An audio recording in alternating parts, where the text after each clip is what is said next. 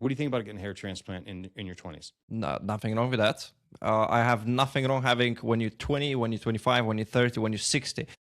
The problem is not necessarily your age. The age is a big factor, especially when you're younger, but there's other aspects that you need to reassess.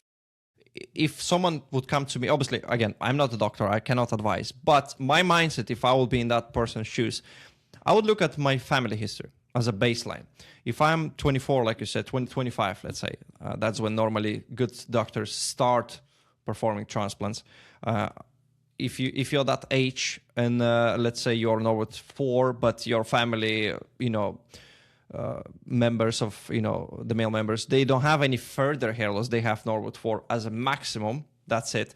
Chances are you're not going to progress any further, maybe to Norwood 5, but definitely not Norwood 7. Because everyone fears that if you have hair loss, you're going to become Norwood 7, slick bald, that's it. That's not true. It's very rare actually to have Norwood 7 gene. Yeah. Like most people are going to be Norwood 4, Norwood 5, maybe Norwood 6.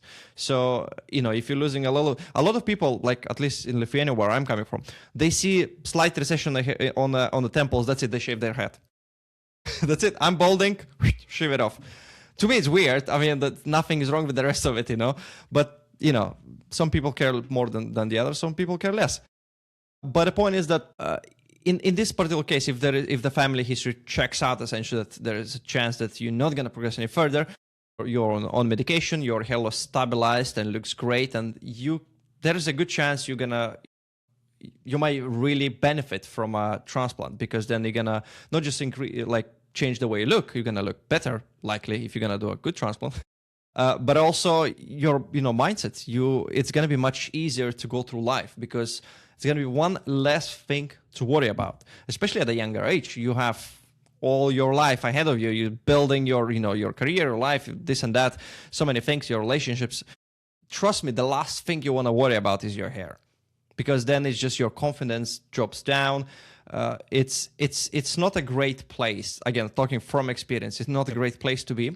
So I would, if that would be bothering me a lot, I would just get a transplant. But again, make sure it's the right doctor when other things checks out.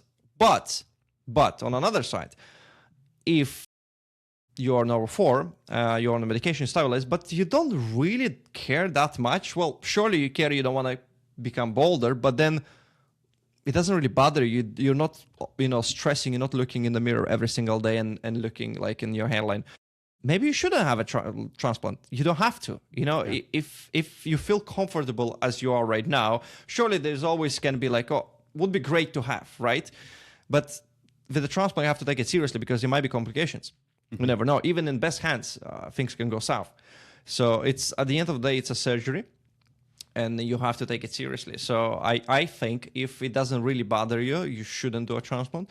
But if you live your life and you're just stressing about it every minute of it, you cannot go outside when it's raining, when it's winding, then it's probably a good idea to just for your own peace of mind. That's how I look at it.